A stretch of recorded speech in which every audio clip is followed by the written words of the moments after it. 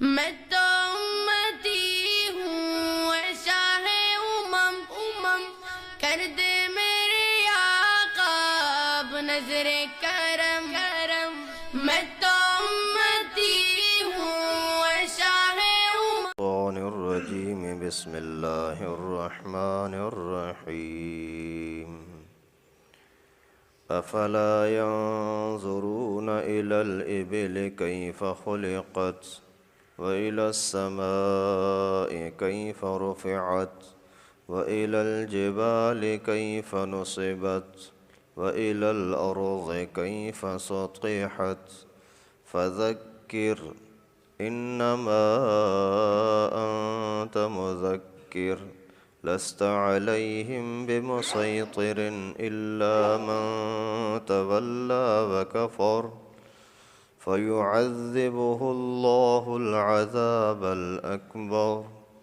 إن إلينا إيابهم ثم إن علينا حسابهم صدق اللہ العلی العظیم۔ یہ سورہ غاشیہ کی آخری آیتیں میں نے آپ کے سامنے تلاوت کی۔ یہاں 30ویں پارے کا بھی آدھا مکمل ہو رہا ہے۔ اللہ تعالیٰ کے فضل و کرم سے 29.5 پارے کا درس دوبارہ دوسری مرتبہ ہو چکا ہے، باقی آدھا پارہ رہ گیا۔ اللہ تعالیٰ نے زندگی بخشی اور توفیق بخشی سننے کی اور سنانے کی، تو انشاءاللہ العزیز یہ بھی مکمل ہو جائے گا۔ یہ اللہ تعالیٰ کا بڑا کرم ہے کہ اللہ تعالیٰ نے جس مقصد کے لیے مسائل کو اور قرآن کو سمجھنے کے لیے قرآن اتارا گیا، وہ ہمیں توفیق بخشی ہے کہ ہم سننے کے لیے، سمجھنے کے لیے، سمجھانے کے لیے بیٹھتے ہیں۔ یہ اللہ کا احسان ہے۔ اللہ تعالیٰ اپنی بارگاہ میں قبول فرمائے۔ اس میں جو ہم سے کمی کوتاہی ہو جاتی ہے سنانے میں یا سننے میں، اللہ تعالیٰ اپنے فضل و کرم سے معاف فرمائے۔ تو یہ ہے سورہ غاشیہ۔ اس کے پہلے مرحلے کے اندر گزشتہ درس میں اللہ تعالیٰ نے 2 جماعتوں کا تذکرہ فرمایا تھا کہ ایک جماعت قیامت کے دن بڑی ذلت اور رسوائی میں ہوگی، جہنم میں جائے گی اور کھانے پینے کے لیے کچھ نہیں ہوگا، سکون اور راحت کا کوئی نام و نشان نہیں ہوگا۔ ان کے مقابلے میں پھر ایک جماعت ایسی ہوگی جو بڑی عیاشی کے اندر ہوگی، چہروں سے ہی چمک اور رونق اور خوشی ان کی ٹپک رہی ہوگی، اور دنیا کے اندر جو کچھ تھوڑی بہت محنت کی ہوگی اس میں خوش ہوں گے، واہ واہ ہمیں تو بڑا اچھا بدلہ مل گیا۔ اور اس کے اندر کچھ نعمتوں کا تذکرہ فرمایا کہ چشمے بھی جاری ہوں گے اور وہاں بڑے بڑے تخت پڑے ہوں گے جن پر یہ بیٹھیں گے اور انہی تختوں کے ساتھ اڑیں گے، اور آب خورے پیالے ہوں گے، جو چاہو کھاؤ پیو عیش کرو، ٹیک لگا کر کے تکیوں پر بیٹھے رہو، غالیچے آپ کے لیے اور اعلیٰ قسم کے عمدہ قالین بچھے ہوں گے۔ یہ عجیب قسم کی نعمتیں اللہ تعالیٰ نے خود بیان فرمائیں۔ تو کچھ کافر لوگ ان پر باتیں کر رہے تھے، یہ کیسے ہو سکتا ہے، یہ نبی کہتا ہے کہ بڑی جنت ہوگی، 500 سال چلتے رہو لیکن آج تمہاری جنت ختم نہیں ہوگی، درخت کا سایہ ختم نہیں ہوگا، تو اتنی بڑی قالینیں کون بچھا سکتا ہے؟ کون اتنا بڑا غالیچہ بچھائے گا؟ کہاں سے اتنے تکیے آئیں گے کہ ہر بندے کے پاس 70 بیویاں ہوں اور سب کے پاس تکیے بھی ہوں اور عجیب قسم کی نعمتیں ہوں؟ یہ یعنی لوگوں کے اندر ہمیشہ شک شبہ ڈال رہے تھے کہ ایسا نہیں ہو سکتا۔ تو اللہ تعالیٰ نے پھر اپنی قدرت سمجھانے کے لیے آگے کی کچھ آیتوں کے اندر مثالیں بیان فرمائی کہ ان پر غور کرو، جنت سمجھ میں آ جائے گی۔ افلا ینظرون الی الابل کیف خلقت، کیا یہ اپنی آنکھوں سے دیکھتے نہیں ہیں اونٹ کی طرف کیسے پیدا کیا گیا؟ وَإِلَى السَّمَاءِ كَيْفَ رُفِعَتْ، آسمان کو دیکھتے نہیں ہیں کیسے بلند کیا گیا ہے، اپنی آنکھوں سے دیکھ رہے ہیں نا۔ وَإِلَى الْجِبَالِ كَيْفَ نُصِبَتْ، پہاڑوں کو دیکھیں کس طرح سے اللہ تعالیٰ نے ان کو زمین کے اوپر گاڑ دیا ہے کیل کی طرح۔ وَإِلَى السَّمَاءِ كَيْفَ رُفِعَتْ وَإِلَى الْأَرْضِ كَيْفَ سُطِحَتْ، کیا یہ زمین کی طرف نہیں دیکھتے کس طرح ان کو بچھایا گیا ہے۔ یہاں 4 چیز اللہ تعالیٰ نے بیان فرمائیں۔ ویسے قدرت کی تو ہزاروں لاکھوں کروڑوں نشانیاں ہیں، لیکن یہاں اللہ تعالیٰ نے 4 وہ بیان کی جو ہر بندہ، چھوٹا بڑا ہر بندہ سمجھ سکتا ہے۔ ان لوگوں کا ہر وقت تعلق پہاڑوں کے ساتھ تھا۔ مکہ مکرمہ میں جس طرف نظر کرو پہاڑ ہی پہاڑ ہیں، جیسے اٹھے سامنے پہاڑ، بیٹھے سامنے پہاڑ، آنکھ کھولیں سامنے پہاڑ۔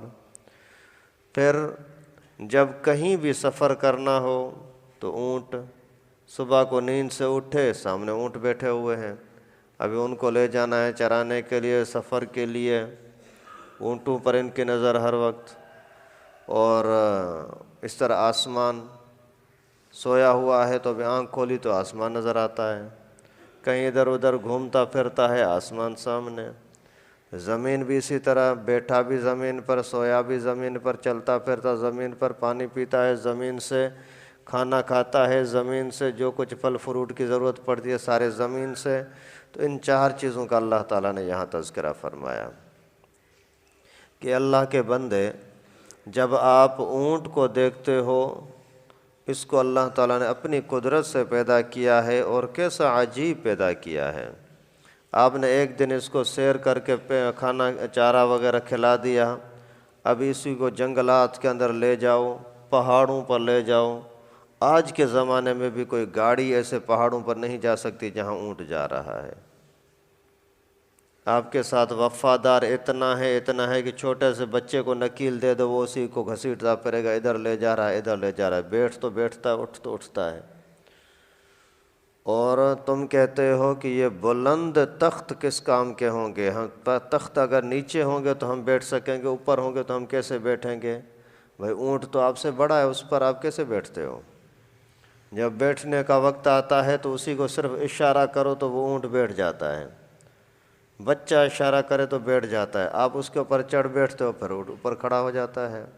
تو اتنے بلند اونٹ پر تمہارا دنیا کے اندر بیٹھنا جب ممکن ہے تو قیامت کے دن بلند سرور مرفوعہ، بلند تخت، ان کے اوپر بھی جنتیوں کا بیٹھنا، اللہ تعالیٰ ان کو بٹھانا یہ کوئی مشکل نہیں ہے۔ اور اسی طریقے سے اونٹ کے اندر ان کی چونکہ محبت بہت زیادہ تھی، اس وجہ سے اللہ تعالیٰ نے اونٹ ہی کا ذکر کیا کہ اونٹ کئی دنوں تک کھانا نہ دو اس کو پرواہ نہیں ہوتی، ایک دن اچھی طرح سے چارہ کھلا دیا، 3 دن تک یا 10 دن تک بھی ان کو نہ چارہ نہ دو، پانی نہ دو، چلتا رہے گا۔ اللہ تعالیٰ کی قدرت ہے، اسی کے جسم کے اندر ایسا کوئی فلٹر سسٹم رکھا ہے کہ جو پانی کے ہوا کے اندر جو پانی کے ذرات ہوتے ہیں نا وہ کھینچ لیتا ہے، ان سے ہی اپنا گزارا کر لیتا ہے۔ اور اس کے جو کوہان ہے اسی کے اندر باقاعدہ یہ کھانا وغیرہ اسٹاک ہوتا ہے، جیسے آپ دنیا کے اندر چیزوں کا اسٹاک کرتے ہیں تو وہ اپنے باڈی کے اندر اسٹاک کرتا ہے چارے کو، پھر جب ضرورت ہوتی ہے تو اسی کوہان سے واپس لا کر کے چبا کر کے پھر نگل جاتا ہے۔ اللہ تعالیٰ کا نظام ہے۔ اور جب اتنی عظیم نعمتیں اونٹ کی صورت میں، زمین کی صورت میں، آسمان کی صورت میں، پہاڑوں کی صورت میں تمہارے سامنے ہیں، آج تک کبھی آپ نے دیکھا ہے کہ آسمانوں کو کوئی پالش کیا گیا ہو، آسمان کی کوئی مرمت کی گئی ہو، کہیں ٹوٹا پھٹا ہو؟ نہیں۔ تو اے مشرکو، اے مکے کے نبی پاک کے دشمنوں، تھوڑا غور تو کرو۔ اللہ تعالیٰ نے جب دنیا کے اندر ہزاروں سالوں سے اسی کو قائم رکھا ہے، آپ اپنے آنکھوں سے دیکھتے ہو، تو اس اللہ کے لیے جنت بنانا کون سا مشکل ہے؟ اور اسی طریقے سے پھر پہاڑ ہیں، یہ تو آپ کے آنکھوں کے سامنے، اس کو توڑتے ہو، کاٹتے ہو، یہ زمین کے اوپر گاڑھے ہوئے ہیں۔ زمین تو ویسے بچھی ہوئی ہے، ہل رہی ہے۔ آج کل کے اعتبار سے تو پھر بحث کرتے ہیں کہ زمین یوں روٹی کی طرح بچھی ہوئی ہے یا گیند کی طرح اسی کو رکھا ہوا ہے۔ بھلے گیند کی طرح زمین کو رکھا گیا ہو تو بھی گیند ایک جگہ پر رکھو تو ہلتا رہتا ہے، خصوصاً پانی کے اوپر ہو تو زیادہ ہلتا ہے۔ اس کے باوجود اگر زمین گیند کی طرح گول ہو، اس کے باوجود ہلنا تو یقینی ہے، لازمی ہے، اس کے باوجود نہیں ہل رہی، اللہ کا کمال نہیں ہے؟ یہ پھر پہاڑوں کے ذریعے سے اس کو کیلیں ٹھونک دی ہیں، یہ پہاڑ اس کے لیے کیل ہیں، پھر ابھی اس کو ہلنے نہیں دے رہا۔ اور اسی طریقے سے اگر زمین کو روٹی کی طرح بچھایا گیا ہے، چادر کی طرح سطحت بچھائی گئی تو بھی ٹھیک ہے، لیکن اسی کے اندر بھی پھر پانی پر ہو یا ہوا پر ہو تو اس کا لرزنا اور کانپنا، نیچے اوپر ہونا، یہ تو یقینی ہے۔ اگر ذرا سی حرکت آ جائے تمہاری ساری بلڈنگیں چلی جائیں گی، لیکن اس کے باوجود اللہ رب العالمین نے اس کو قائم رکھا ہے۔ یہ پہاڑوں کے کیلوں کے ذریعے سے کبھی کبھار تمہیں اللہ تعالیٰ ڈرانے کے لیے، دھمکانے کے لیے تھوڑا سا ذرا سا زلزلے کا جھٹکا لگاتے ہیں تاکہ تمہیں پتہ لگے کہ ہم یہاں بھی اپنی مرضی کے مالک نہیں ہیں، کسی اور کے محتاج ہیں۔ اسی طرح وہی زمین ہے، اسی سے دیکھو کتنی نعمتیں تمہیں مل رہی ہیں۔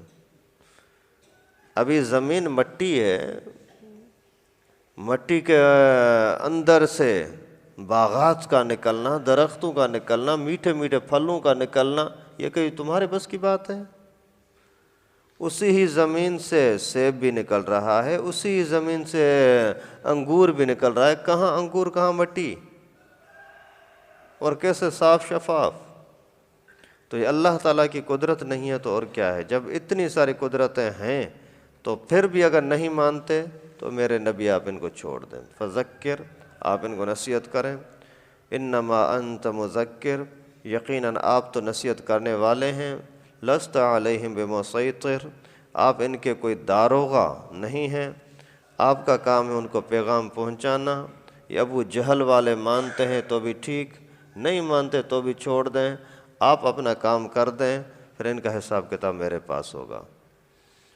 الا من تولی وکفر، جو لوگ منہ موڑتے ہیں، میرے آیتوں کا انکار کرتے ہیں، فیعذبہ اللہ العذاب الاکبر، پھر عذاب دیں گے اللہ تعالیٰ اسی کو بہت بڑا عذاب، نافرمانی کی سزا، نہ ماننے کی سزا، دین سے منہ موڑنے کی سزا۔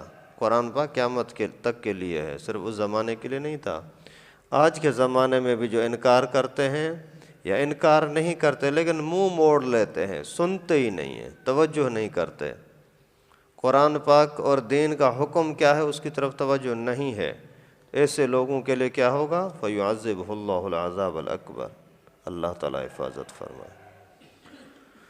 ان الینا ایابہم، یقیناً ان سب کو ہماری طرف لوٹنا ہے، ثم ان علینا حسابہم، پھر یقیناً ان کا میرے اوپر ہی حساب ہے، ان کا حساب کتاب میرے پاس ہی ہوگا، ان کو لوٹ کر میرے پاس ہی آنا ہوگا، کہیں اور ان کو چھپنے کی جگہ ہے ہی نہیں۔ دنیا کے اندر زمین سے آدمی بھاگ کر کے کہیں اور چلا جائے ممکن نہیں، کہیں نہ کہیں اس کو زمین ہی پر رہنا پڑے گا۔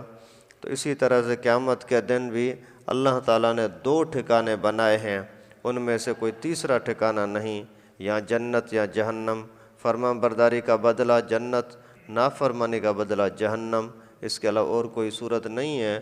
اس وجہ سے آپ اپنے اعمال کا خود ہی حساب کتاب کیا کریں۔ جیسے دنیا کے اعتبار سے کسی اور کے ساتھ آپ کا کاروبار چل رہا ہے، یا آپ نے کسی دکاندار سے 5,000 روپے کا سامان لیا تھا، ابھی یہ چیز مختلف چیزیں، تو آپ وہاں جانے سے پہلے ہی حساب کرتے ہو کہ بھائی دیکھیں میرے پاس اتنے سامان کے پیسے ہیں یا نہیں ہیں، آپ نے تسلی کی کہ ہاں اتنے پیسے ہیں، پھر وہاں جاؤ گے۔ پھر اگر اسی نے آپ کو حساب کتاب دے دیا تو بھی آپ پہلے سوچیں گے کہ میں پہلے حساب کروں پھر آپ کو دوں گا۔ تو اگر آدمی پہلے حساب کر کے پیسے لیتا ہے اپنے ساتھ اور انصاف اپنے ساتھ کرتا ہے تو وہاں جا کر کے رسوائی سے بچتا ہے۔